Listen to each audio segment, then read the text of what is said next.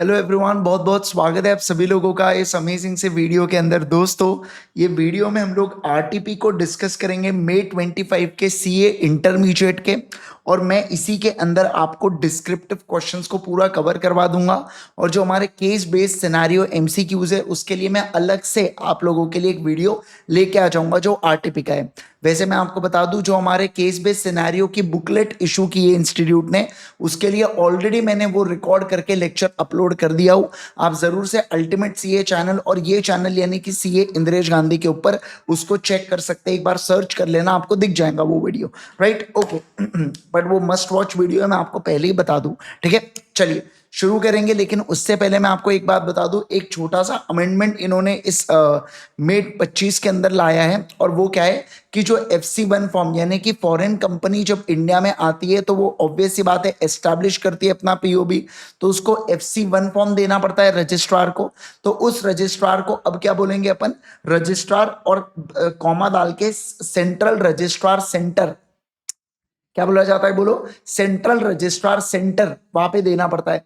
Just like कि basically इन्होंने प्रक्रिया को ऑनलाइन कर दिया है। जैसे इनकम टैक्स डिपार्टमेंट के अंदर फैसिलिटेशन सेंटर होता है, बस उसी प्रकार से इन्होंने आरओसी के अंदर भी क्या कर दिया है, सेंट्रल रजिस्ट्रेशन सेंटर कर दिया है। वहां पे FC1 फॉर्म को आपको सबमिट करना पड़ता है किसी भी फॉरेन कंपनी को, और उनकी कंपनी क्या हो जाती है, रजिस्टर हो जाती है। ठीक है, चलिए अब आ जाएंगे हम लोग डिस्क्रिप्टिव क्वेश्चंस के ऊपर एकदम फटाफट।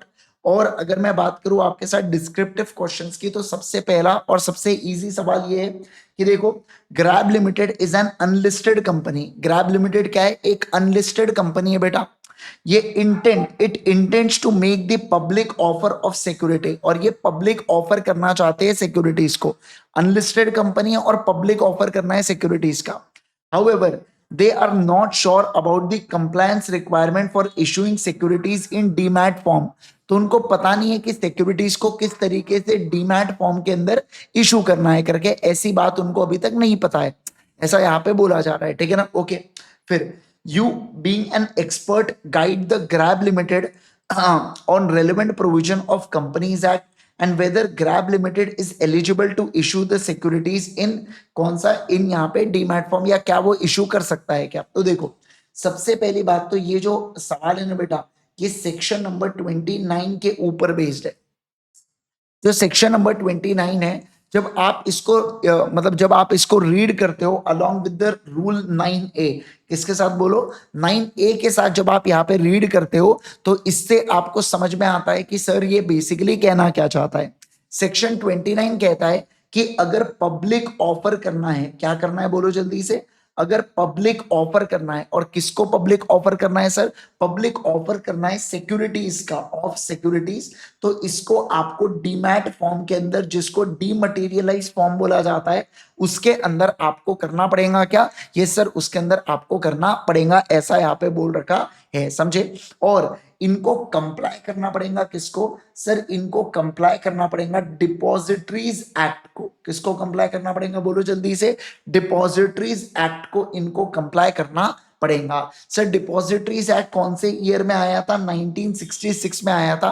तो जो भी डिपॉजिटरीज एक्ट है और उसके रेगुलेशंस उसके अंदर है, उसको कंप्लाई करते हुए चलना पड़ेगा क्या, बिल्कुल बिल्कुल। इसके अलावा ध्यान रखना, इसके अलावा इसके अंदर जो 1A आता है बेटा, 1A क्या कहता है, 1A ये कहता है कि अगर कोई prescribe class of unlisted companies है तो उनकी जो सिक्योरिटीज है, मतलब क्या कह रहा हूं मैं, अनलिस्टेड कंपनी की जो भी सिक्योरिटीज है ना, ये एक बात ध्यान रखना, इसको अगर आप ट्रांसफर करना चाहते हो या इसको आप हेल्ड यानी कि होल्ड करना चाहते हो, तो आपको इसको डीमैट फॉर्म में ही आप कर सकते हो। और इसके लिए भी आपको जो डिपॉजिटरीज एक्ट है 1966 का, उसको क्या करना पड़ेगा, उसको फॉलो करना पड़ेगा। तो आपका कंक्लूजन क्या होगा कि ग्रैब लिमिटेड एक अनलिस्टेड कंपनी है, तो वो यहाँ पे क्या कर सकता है, 29(1)(a) को फॉलो करके अपनी सिक्योरिटीज को ट्रांसफर कर सकता है, बिल्कुल बिल्कुल कर सकता है। पर उसको डीमैट फॉर्म को इंश्योर करना पड़ेगा या कंप्लाई करना पड़ेगा डिपॉजिटरीज एक्ट 1966 को। बस इतना आंसर आपका रहने वाला है, ठीक है। ओके, अगला क्वेश्चन नंबर 12 देखो। Shenoy Limited is a company with authorized share capital of 20 lakh shares into 100 each. क्या है यहाँ पे बताइए, sir 20 lakh share into 100 each इन्होंने कर दिया, मतलब मैं 20 करोड़ बोल सकता हूँ क्या, है ना? क्या मैं ऐसा कर सकता हूँ यहाँ पे 20 करोड़ करके, बराबर है? यस। अब देखो, अब ये क्या बोल रहे हैं समझना। अब ये कह रहे हैं कि शेयर होल्डर ने प्रपोज किया है कि रिड्यूस करो फेस वैल्यू को 100 रुपए से 10 रुपए में, और इंक्रीज करो number of shares from 20 lakh to 2 crore. तो इन शॉर्ट ऑथराइज कैपिटल जो है वो अनचेंज होगा, क्योंकि ये भी कितना आने वाला है, 20 करोड़ आने वाला है, बराबर है? ओके। अब एनालाइज करो whether the request of share holder क्या कंसिडरेबल है क्या, ये जो रिक्वेस्ट कर रहा है शेयर होल्डर क्या ये कंसिडरेबल है क्या, ऐसा आपको क्या करना है बेटा, ऐसा यहाँ पे आपको एनालाइज करते हुए चलना है। तो देखो सर बेसिकली ये बिलोंग करता है सेक्शन नंबर 61 से। सेक्शन नंबर 61 क्या कहता है कि जो कंपनी का शेयर है ना बेटा, आप इसको क्या कर सकते हो, समझना, बात को ध्यान रखना। एक बात ध्यान रखना, अगर आर्टिकल्स ऑफ एसोसिएशन अगर आपको अथोराइज करते हैं, क्या कहा मैंने, बोलो, अगर आर्टिकल्स ऑफ एसोसिएशन आपको अथोराइज करते हैं, आर्टिकल्स ऑफ एसोसिएशन आपको अगर हाँ बोलते हैं, आपको अगर अथोराइज करते हैं, तो आप लोग क्या कर सकते हो सर, आप यहाँ पे जनरल मीटिंग के अंदर मेमोरेंडम को अल्टर कर सकते हो, और अल्टर करके अपने जो शेयर कैपिटल है उसको क्या कर सकते हो, उसको सब डिवाइड कर सकते हो। इसको मैं सब डिविजन ही बोलूंगा, अरे बोलो ना, है ना? तो आप इसको सब डिवाइड कर सकते हो किसके अंदर, स्मॉल नंबर के अंदर। किसके अंदर, बोलो जल्दी से, स्मॉल नंबर के अंदर। क्या आपको ये बात समझ में आ रही है क्या, है ना? यस। लेकिन एक बात ध्यान रखना, जो प्रपोर्शन है ना बेटा, क्या है, बोलो जल्दी से, जो प्रपोर्शन है पेड अप शेयर कैपिटल का, वो यहाँ पे सेम रहने वाला है क्या, बिल्कुल बिल्कुल सेम रहने वाला है। मतलब जैसे 100 रुपए में अगर मान लीजिए 70 रुपए पेड थे, और इस शेयर को मैं 10 रुपए के इसमें डिवाइड कर रहा हूं, 10 रुपए के 10 शेयर में, तो इस केस के अंदर 7 रुपए पेड अप रहने वाले, ऐसा इसका मतलब होता है। तो जो प्रपोर्शन है सब डिविजन का वो बिल्कुल सेम रहने वाला है, ये प्रोविजन आपको लिखना पड़ेगा। इसके बाद आप ये लिखोगे कि जब भी आप ऐसा कोई अल्ट्रेशन करते हो, तो अल्ट्रेशन के बाद 30 डेज के अंदर, क्या कहा मैंने, बोलो, अल्ट्रेशन के बाद 30 डेज के अंदर आपको इस बात की नोटिस देना पड़ता है, किसको, इस बात को बताना पड़ता है आपको, आरओसी को। किसको बताना पड़ता है, बोलो, आरओसी को। और फिर आपको बस यही कंक्लूजन लिखना है कि ये जो शेयर होल्डर ने प्रपोजल दिया है ये बिल्कुल वैलिड है, आप इसको कंसिडर कर सकते हैं, बस ऊपर के प्रोविजंस को फुलफिल करके, बस इतना आपको लिख के आना है। मैं आपको एक बात बताऊं क्या, जेन्युइनली अगर ये देखेंगे ना, तो ये 2-2 नंबर के सवाल है बेटा, ऐसा 2 या 3 नंबर बहुत हो गया बेटा, ऐसे कोई बड़े सवाल नहीं है इसके अंदर जो पूछे गए। और मतलब सेक्शन उतना बड़ा नहीं है जितने बड़े सवाल इसके ऊपर डाले जा रहे हैं, या जितना सवाल इसके ऊपर पूछा गया है, इतना इंपॉर्टेंट भी सेक्शन नहीं है ये, ठीक है? यस। इसके बाद Excel Private Limited received 50 lakh from Mr. Giver. Mr. Giver was director of the company at the time of transaction. However, Mr. Giver did not submit any written declaration stating that the amount was given not out of the borrowed fund. ऐसा यहाँ पे giver ने नहीं बताया, और giver यहाँ पे क्या था, डायरेक्टर था। The company utilized the said funds for business expansion and disclosed the receipt of the money in the board's report. और इन्होंने क्या किया, बोर्ड रिपोर्ट के अंदर बता दिया। अब आपको असेस करना है सिचुएशन को, और आपको बताना है, was Excel Limited compliant with the requirement of the acceptance of money. तो ये जो पैसा आया है, क्या एक्सेल लिमिटेड ने इसको सही किया है क्या, ऐसा इनका कहना है। तो देखो सबसे पहली बात क्या बोलता है यहाँ पे, सबसे पहली बात तो मैं आपको प्रोविजन बता देता हूँ सेक्शन नंबर 2 का। सेक्शन नंबर 21C के बारे में बात करेंगे। 21C में डेफिनेशन है डिपॉजिट्स की। ये कहता है कि हम डिपॉजिट कंसीडर नहीं करेंगे। किसको डिपॉजिट कंसीडर नहीं करेंगे सर, अगर कोई भी अमाउंट रिसीव होता है किससे, डायरेक्टर से। किससे रिसीव होता है, बोलो जल्दी से, अमाउंट रिसीव होता है डायरेक्टर से या उसके रिलेटिव से, है ना? अमाउंट रिसीव होता है डायरेक्टर से या रिलेटिव ऑफ डायरेक्टर से, और वो भी प्राइवेट कंपनी में। मतलब रिलेटिव को कब देखेंगे, केवल और केवल प्राइवेट कंपनी के केस में। लेकिन एक बात क्या ध्यान रखना कि जो डायरेक्टर है या जो भी रिलेटिव है बेटा जिससे पैसा मिल रहा है, उसने इस अमाउंट को लेके क्या देना चाहिए, उसने इस अमाउंट को लेके डिक्लेरेशन देना है कि ये जो पैसा है ये उसका ओन फंड है, ये जो है बेटा ये क्या बोरोड फंड है क्या, नहीं सर ये बोरोड फंड नहीं है, ऐसा डिक्लेरेशन उसको देना पड़ेगा क्या, यस। और इस बात को क्या मैं बोर्ड रिपोर्ट में भी स्टेट करूंगा क्या, हाँ सर इस बात को बोर्ड रिपोर्ट में भी स्टेट करना पड़ेगा। अब देखो अपने पहले केस में क्या हुआ है, पहले केस के अंदर सर यहाँ पे गिवर ने ये डिक्लेरेशन नहीं दिया, तो मुझे जरा एक बात बताइए क्या ये मैंडेटरी है क्या ये डिक्लेरेशन लेना, हाँ सर मैंडेटरी है। तो जरा मुझे एक बात बताओ कि एक्सेल लिमिटेड ने क्या कंप्लाई किया क्या? यहाँ पे पूछा गया कि एक्सेल लिमिटेड ने कंप्लाई किया क्या, तो आपका जवाब क्या होगा? नहीं सर, एक्सेल लिमिटेड ने कंप्लाई नहीं किया। क्या कहा मैंने, बोलो जल्दी से? नॉट कंप्लायंट में लिखूंगा, Excel Limited was not compliant, ऐसा मुझे डालना पड़ेगा कि एक्सेल लिमिटेड ने कंप्लाई नहीं किया चीजों को। ओके, अगला।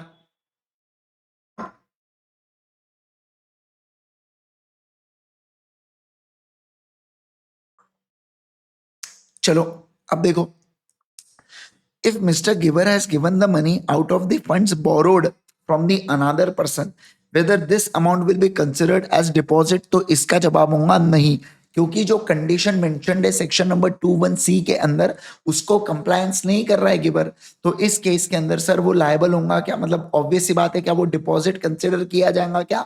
हाँ सर, वो डिपॉजिट कंसिडर किया जाएगा क्या? बोलो जल्दी से। यस सर, इस केस के अंदर अपन लोग कहेंगे कि यस, ये डिपॉजिट किया जाएगा। नो किसके लिए? मतलब एग्जेम्पशन के लिए नो है, समझ रहे आप बात को? यस, मतलब ये डिपॉजिट क्रिएट होगा क्या? हाँ सर, हम लोग इसको डिपॉजिट मान लेंगे। क्या करेंगे बोलो जल्दी से? हम लोग इसको डिपॉजिट मान लेंगे। ओके, अगला।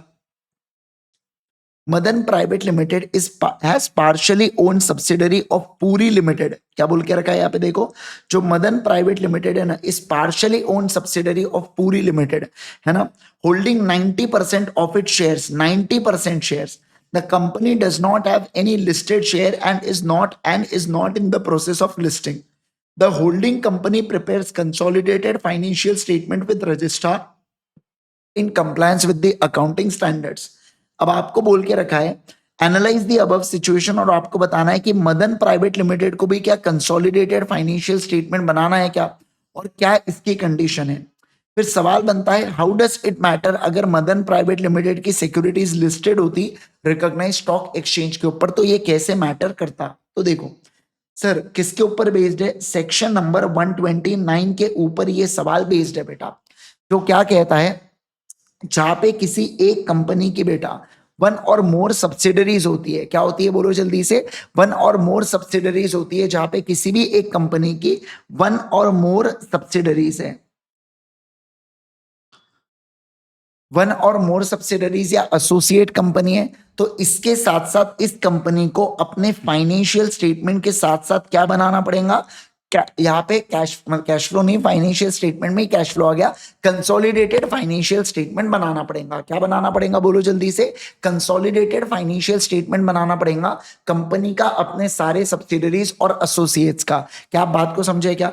और ये जो फाइनेंशियल स्टेटमेंट और कंसोलिडेटेड फाइनेंशियल स्टेटमेंट है सर, इसको हम लेट डाउन करेंगे। किसके सामने लेट डाउन करेंगे सर? इसको हम लोग एनुअल जनरल मीटिंग के सामने लेट डाउन करेंगे। क्या करेंगे बोलो जल्दी से? एनुअल जनरल मीटिंग के सामने लेट डाउन करेंगे। लेकिन मैं आपको बता दूं, इसके कुछ एग्जेम्पशन है। एग्जेम्पशन का मतलब है कि कंपनी को कैश फ्लो क्या बोल रहा हूं यार मैं, कंसोलिडेटेड फाइनेंशियल स्टेटमेंट बनाने की जरूरत नहीं है बेटा। कब नहीं है, समझना बात को। पहली बात, जब वो होली ओन्ड सब्सिडरी हो। क्या हो बोलो जल्दी से? होली ओन्ड सब्सिडरी हो, इस बात का ध्यान रखना सर। होली ओन्ड सब्सिडरी है, या अगर मैं बात करूं आपके साथ, पार्शियली ओन्ड सब्सिडरी है। क्या है बोलो जल्दी से? पार्शियली ओन्ड सब्सिडरी है किसी दूसरे कंपनी की, और उसके 100% मेंबर्स, यानी कि उसके ऑल मेंबर्स क्या कर जाए बेटा? एग्री कर जाए। क्या कर जाए? एग्री कर जाए, और वो राइटिंग में दे दे। क्या राइटिंग में दे दे? है ना, ये राइटिंग में दे दे कि वो ऑब्जेक्ट नहीं करेंगे। ऑब्जेक्ट का मतलब है वो अवॉइड नहीं करेंगे। किस चीज को अवॉइड नहीं करेंगे? कैश फ्लो स्टेटमेंट को अगर कंपनी प्रेजेंट नहीं करती है तो वो अवॉइड नहीं करेंगे। दूसरा, कंपनी जो है ना बेटा, ये लिस्टेड भी नहीं है, ना ही इन प्रोसेस ऑफ लिस्टिंग है। क्या कहा मैंने बोलो? ना ही इन प्रोसेस ऑफ लिस्टिंग है। और इसके अलावा तीसरा, जो इसकी अल्टीमेट होल्डिंग है ना, जो सबसे ऊपर होल्डिंग कंपनी है, अल्टीमेट कंपनी, वो क्या करती है? वो अपना कंसोलिडेटेड फाइनेंशियल स्टेटमेंट को फाइल करती है। तो सवाल बनता है, मदन प्राइवेट लिमिटेड क्या क्वालिफाई कर जाएंगी क्या? तो देखो, यस वो क्वालिफाई कर जाएंगी, क्योंकि वो पार्शियली ओन्ड है। दूसरा, उसकी सिक्योरिटीज लिस्टेड नहीं है। और तीसरा, जो उसकी मेन कंपनी है बेटा पूरी लिमिटेड, वो कंसोलिडेटेड फाइनेंशियल स्टेटमेंट बना रही है। तो उस केस के अंदर सर बन बन जाएंगी क्या? बिल्कुल बिल्कुल बन जाएंगी, अगर आप ऊपर के चीजों का कंप्लायंस करते हो तो। सेकेंड पॉइंट के अंदर सर, अगर मदन प्राइवेट लिमिटेड ही इसकी अगर इसकी सिक्योरिटीज लिस्टेड और रिकॉग्नाइज्ड स्टॉक एक्सचेंज के ऊपर, तो फिर क्या वो क्वालिफाई करेगा एग्जामिशन के लिए? नहीं सर, फिर वो क्वालिफाई नहीं करता है एग्जामिशन के लिए, और इसको इस केस के अंदर मदन प्राइवेट लिमिटेड को कंसोलिडेटेड फाइनेंशियल स्टेटमेंट बनाना पड़ेगा क्या? हाँ सर, बिल्कुल बिल्कुल बनाना पड़ेगा। समझे आप बात को? तो सर ये तीनों कंडीशंस होनी चाहिए मैच, तब जाके मैं कहूंगा आपके साथ कि एक कंपनी को क्या नहीं बनाना है, कंसोलिडेटेड फाइनेंशियल स्टेटमेंट नहीं बनाना है। नेक्स्ट अगर हम लोग देखेंगे यहाँ पे, तो ABC private limited is a OPC incorporated in 2024, ठीक है ना? तो 2024 में इनकॉर्पोरेट हुई है एबीसी प्राइवेट लिमिटेड, ये ओपीसी है, ध्यान रखना बस। अब आगे क्या बोल रहा है ये? The company is not appointed a company secretary due to small scale operations, तो इन्होंने कंपनी सेक्रेटरी को अपॉइंट नहीं किया है क्योंकि इनके जो ऑपरेशन है वो काफी अभी छोटे हैं। फिर at the end of the financial year 24-25 company needs to file annual return, बराबर है, इनको एनुअल रिटर्न फाइल करना पड़ता है। एनुअल रिटर्न एमजीटी 7A में जाता है इनका, बराबर है ना? किसके लिए? ओपीसी और स्मॉल कंपनी के लिए एमजीटी 7A होता है। ओके, अगला। The director in the state of dilemma consulted the company law expert whether they need to submit a full-fledged annual return और एवरेज वर्जन। सर इनको एवरेज वर्जन एप्लीकेबल होता है क्या? बिल्कुल बिल्कुल, ओपीसी के लिए और स्मॉल कंपनी के लिए और अदर क्लास एज में भी प्रिस्क्राइब, अभी तक नहीं है बट एज में भी प्रिस्क्राइब, तो उनके लिए एवरेज फॉर्म होता है। Okay, and who should sign, तो इनके लिए बोल के रखा है, एक तो सीएस साइन करेगा, या अगर सीएस नहीं है तो जो डायरेक्टर है ना वो साइन कर दिया तो भी चल जाएगा क्या? बिल्कुल बिल्कुल चल जाएगा सर, ऐसा यहाँ पे बोल रखा है। तो देखो, हर एक कंपनी को सर एनुअल रिटर्न फाइल करना पड़ता है फाइनेंशियल ईयर के क्लोज के बाद। एक बात ध्यान रखना, सेंट्रल गवर्नमेंट ने बोल के रखा है कि average form of annual return applicable होगा ओपीसी और स्मॉल कंपनी के लिए। सर इनको फॉर्म फाइल करना पड़ता है एमजीटी 7A के अंतर्गत। लेकिन ध्यान रखना, जो मैंने आपको बताया कि अगर कंपनी सेक्रेटरी इसको साइन करेंगे और सीएस नहीं है तो डायरेक्टर। तो मुझे बताइए, what form should ABC use to file annual return? तो 7A वाला फॉर्म है बेटा ये। फिर इसके अलावा who is authorise to sign annual return? तो director is authorise to sign annual return. क्यों? क्योंकि यहाँ पे कंपनी सेक्रेटरी नहीं है। सर कंपनी सेक्रेटरी हो जाता तो कंपनी सेक्रेटरी से साइन करवाते क्या? हाँ सर, फिर कंपनी सेक्रेटरी से साइन करवाते। ठीक है, ओके। अब अगला 16, Messrs. Sharma and Associates is an audit firm with two partners, Mr. Sharma and Mr. Raj. फिर इसके अलावा mister Raj is also partner in another audit firm, Messrs. Mehta and Associates. Messrs. Sharma and Associates were appointed as statutory auditor for Bright Future Limited listed company on which provisions related to rotation apply for 2 consecutive years, that is from 17 to 27। 10 साल इनके खत्म हो गए।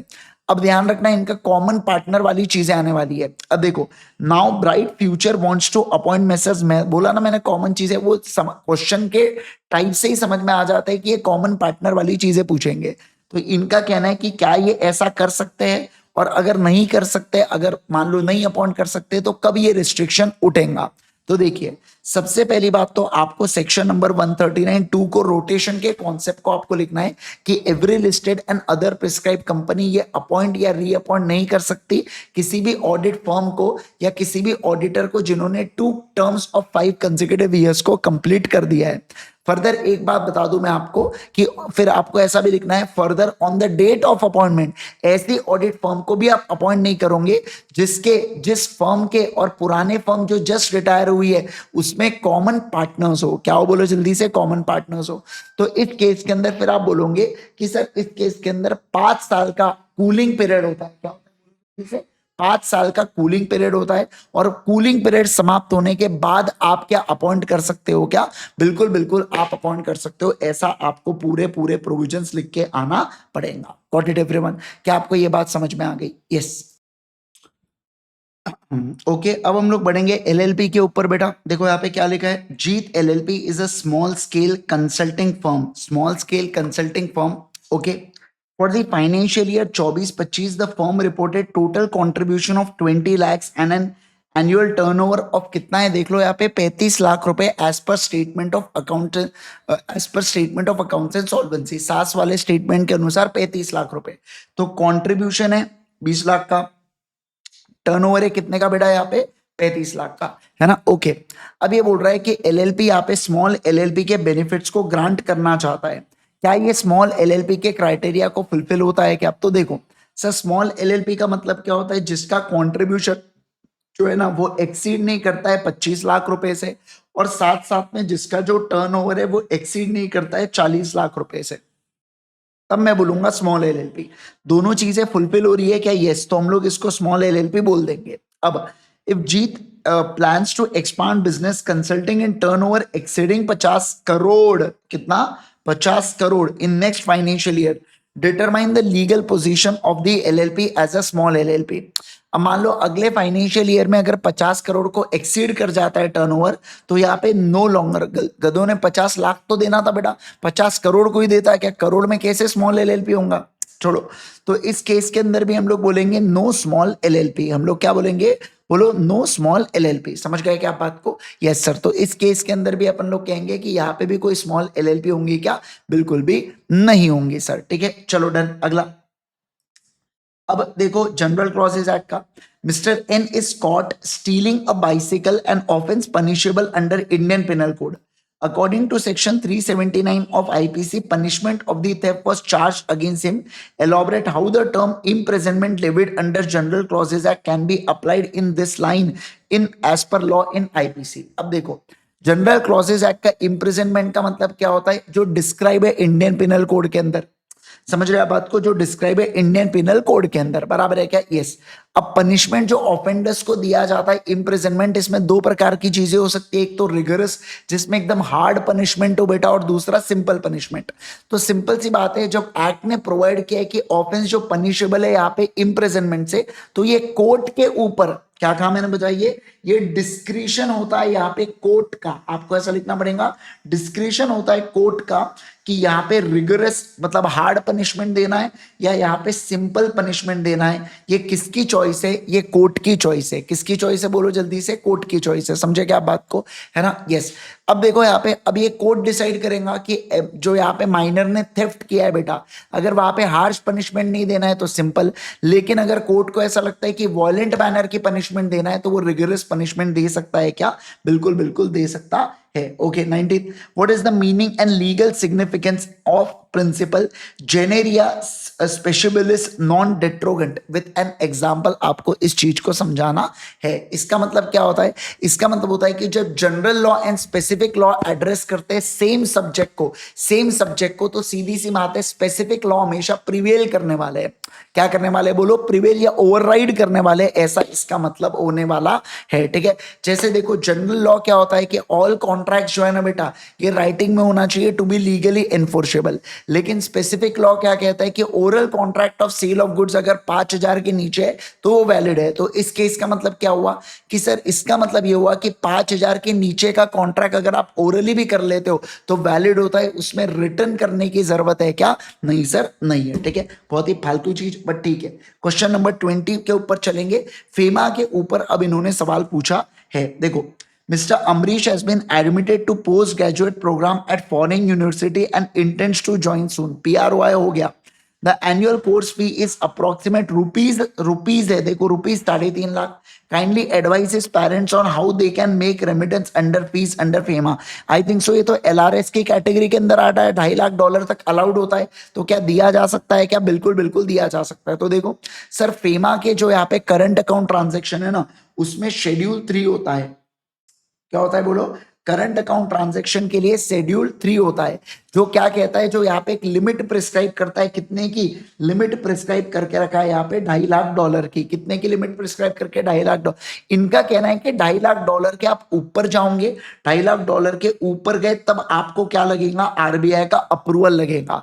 But मुझे जरा एक बात बताइए, $2.5 लाख के नीचे है तो विदाउट अप्रूवल भी आप पैसा दे सकते हैं, कोई प्रॉब्लम इसके अंदर नहीं है। अब जरा मुझे एक बात बताओ, यहाँ पे जो 3.5 लाख लाख रुपए, क्या ये $2.5 लाख के नीचे है क्या? हाँ सर। तो इस केस के अंदर क्या पैसा दे सकते हैं विदाउट अप्रूवल? यस। अब जैसे ही मैं पैसा दूंगा तो ये लिमिट को क्या कर लिया जाएगा, बेसिकली रिड्यूस कर लिया जाएगा, ऐसा इसका अर्थ होता है। ठीक है, ओके चलिए अब चलेंगे नेक्स्ट वाले पॉइंट के ऊपर। सेकेंड पॉइंट देखो, after completing his studies, Mr. Amrish, employed by the joint venture, a foreign company in India, company intends to send him on deputation to handle business operation abroad. His family resides in India. He would like to know if he can remit his salary to support his maintenance in India. तो आपको यहाँ पे advice करना है। तो मुझे बताइए, देखो जब अपन ने किसी देने वाले को ऊपर रिस्ट्रिक्शन नहीं डाला, तो ये तो बेटा लेने वाले के बारे में बात कर रहे हैं, सीधी सी बात है। तो इनका क्या कहना है कि अगर कोई ऐसा पर्सन है जो सिटीजन ऑफ इंडिया है और वो डेप्यूटेशन पे है किसी फॉरेन कंपनी के या सब्सिडरी में जो जॉइंट वेंचर में इंडिया के साथ, तो वो रेमिटेंस कर सकता है कितना, अप टू नेट सैलरी जितना वो रेमिटेंस कर सकता है। ठीक है ना, तो जितना भी पीएफ टैक्सेस डिडक्शन वगैरह करके वो अपना पैसा दे सकता है क्या? बिल्कुल बिल्कुल दे सकता है सर, ऐसा यहाँ पे बोल रखा है। एक बात ध्यान रखना सर, पर्सन परमानेंट मतलब पर्सन रेसिडेंट इन इंडिया है ना, या नॉट परमानेंटली रेसिडेंट का मतलब क्या होता है? 3 साल, जिसका जॉब ड्यूरेशन 3 साल से कम हो उसको अपन ने बोला जाता है resident in India, but not permanently resident, ऐसा इनका कहना है। डन, आई थिंक सो काफी इजी था, कुछ ऐसा बहुत ऐसे सोचने वाली बात यहाँ पे नहीं थी। ठीक है, तो ये थे पूरे पूरे डिस्क्रिप्टिव पार्ट ऑफ आरटीपी।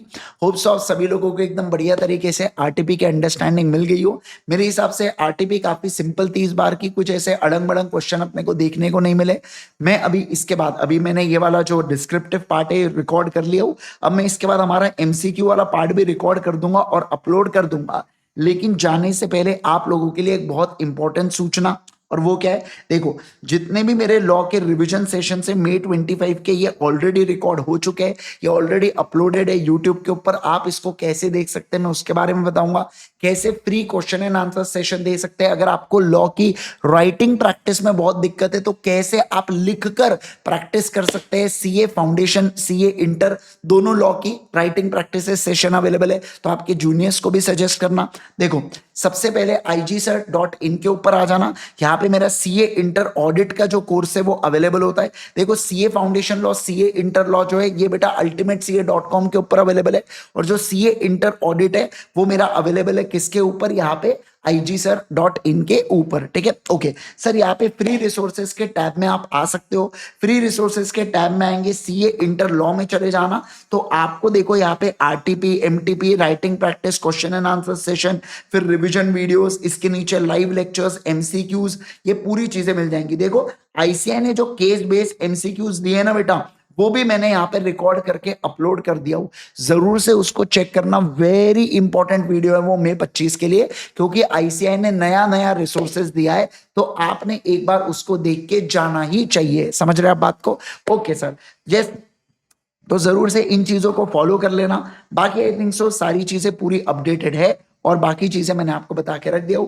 अब अगला मैं क्या करूंगा, अब ये जो लेक्चर है बेटा इसका एमसीक्यूज का, उस लेक्चर को रिकॉर्ड कर दूंगा एंड देन उसको 1-2 दिन के अंदर अपलोड कर दूंगा। Right, thank you so much once again everyone, bye bye everyone, take care everyone.